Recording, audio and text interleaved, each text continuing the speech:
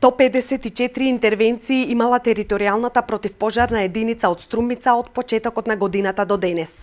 Од нив 45 биле на отворен простор. Александар Гудев, командир на територијалната противпожарна единица Струмица, апелира до сите граѓани, кога се движат на отворен простор во шума или излетнички места, да бидат предпазливи и да не фрлаат од пушоци од цигари. Пожарите се чести во секој период од годината, а најголем ризик фактор е човекот.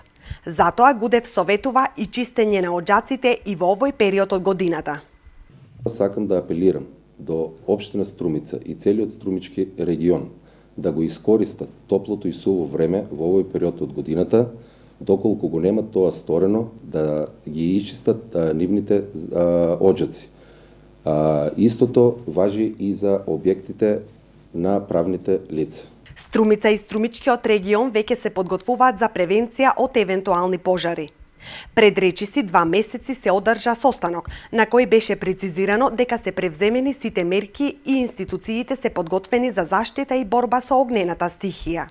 Да, и техничко и кадровски и со материјални ресурси подготвени се. Така. Извлечени ли се некакви поуки од пожарот пред 4 години кога се извлечени се и баш денеска на таа тема контактиравме се, и дискутиравме околу командната одговорност, кој раководи со пожарот, кој, кога и како. И тие дилеми се разрешени сега.